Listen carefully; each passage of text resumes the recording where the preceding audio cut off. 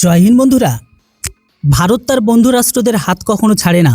আজ এটা বাস্তবেও প্রমাণিত হলো। যখন রাশিয়া এই দুশ্চিন্তায় ছিল যে ভারত আমেরিকার পক্ষে গিয়ে হয়তো রাশিয়াকে ভুলে যাবে, তখন ভারত এক বড় পদক্ষেপ নিয়ে নিল। আপনাদের এর আগের ভিডিওতে জানালাম যে কি হয়েছে। এবার আপনাদেরও মনে আছে যে এর আগের ভিডিওতে আমি কি বলেছিলাম, যে রাশিয়া ভারতকে এখন ইউরাল ক্রুড অয়েল এর ওপর 10 থেকে 12% ডিসকাউন্ট দেওয়ার ঘোষণা করেছে। কারণ রাশিয়ার ভয় ছিল ভারত হয়তো তেল কেনা বন্ধই করে দেবে। যেহেতু আমেরিকা এখন ভেনেজুয়েলার তেল রাশিয়ার চেয়ে সস্তা দরে ভারতকে দেওয়া শুরু করেছে, এর ফলে রিলায়েন্সের মতো বড় রিফাইনারিগুলো রাশিয়ার বদলে ভেনেজুয়েলা থেকে তেল কেনার উপর জোর দিচ্ছিল। এরই মধ্যে আমেরিকার সিনেটর আর ট্রাম্পের ঘনিষ্ঠ লিন্ডসে গ্রোহমা আগুনে ঘি ঢালার কাজ করেছেন। তিনি দাবি করেছেন আমেরিকা জানতো ভারত তাদের কথা উপেক্ষা করতে পারবে না, কারণ ট্রাম্প ভারতকে অনেক বড় অফার দিয়েছেন। লিন্ডসে গ্রাহামের মতে আমেরিকার সাথে বাণিজ্য চুক্তি করা যে কোনো দেশের স্বপ্ন থাকে। ট্রাম্প মোদিকে বন্ধু মনে করেন বলে কোনো শর্ত ছাড়াই চুক্তি করেছেন এবং শুল্ক তুলে নিয়েছেন। এর বদলে তিনি শুধু একটি জিনিস চেয়েছেন, ভারত যেন রাশিয়া থেকে তেল কেনা বন্ধ করে এবং এখন থেকে ভেনেজুয়েলা থেকে তেল কেনে। তিনি আরও হুমকি দিয়েছেন, ভারত যদি ট্রাম্পের এই অনুগ্রহ ভুলে গিয়ে কথা না মানে তবে এই বাণিজ্য চুক্তি বাতিলও হয়ে যেতে পারে। তাই ভারতের উচিত রাশিয়া থেকে দূরে থাকা। লিন্ডসে গ্রাহামের এই বক্তব্যের পর মিডিয়াতে আলোচনা শুরু হয় তীব্রভাবে।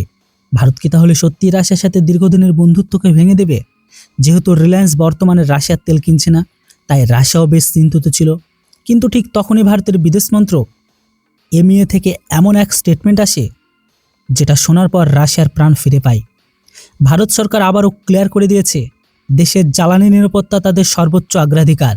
বিশেষ করে যখন প্রশ্নটি 140 কোটি ভারতীয় জ্বালানি চাহিদার, তখন বিদেশ মন্ত্রকের মুখপাত্র আমাদের রণধীর জয়সওয়াল রাশিয়ার থেকে তেল কেনা আমদানি প্রশ্নে জানিয়েছে যে বৈশ্বিক বাজারে অস্থিরতার মাঝে ভারত নিজেদের নাগরিকের স্বার্থকেই সবার প্রথমে আগে রাখে এবং কোনো দেশের চাপের কাছে আমরা নতি স্বীকার করি না।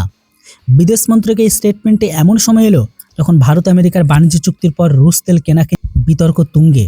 ভারত তো তাদেরকে সাফ জানিয়ে দিয়েছে যে তাদের নীতি ভারসাম্যপূর্ণ, এমনকি স্বাধীন, যা কোনো একটি নির্দিষ্ট দেশের উপর নির্ভরশীল নয়। লিন্ডসে গ্রাহামকে ইশারা করে ভারত বুঝিয়ে দিয়েছে ভারত তার মানুষের প্রয়োজনে ভেনেজুয়েলা থেকে তেল কিনবে, আবার রাশিয়া থেকেও। ভারত আন্তর্জাতিক নিষেধাজ্ঞা সম্মান করে, কিন্তু নিজের জ্বালানি নীতির বাইরে প্রভাবিত হতে দেবে না। স্টেটমেন্টে আরও বলা হয়েছে যে লিন্ডসে গ্রাহাম যেন মনে রাখে যে ভারত আমেরিকার সাথে শুধু ব্যবসা বা ডিল করছে, নিজের বিবেক বা সত্তা বিক্রি করেনি। যে আমেরিকা যা বলবে ভারত তাই করবে। আসলে বন্ধুরা, এই মুহূর্তে বাণিজ্য চুক্তির প্রয়োজনে আমেরিকারই বেশি ছিল, কারণ ভারত ইউরোপের সাথে চুক্তি করে কাজ চালিয়ে নিতে পারত।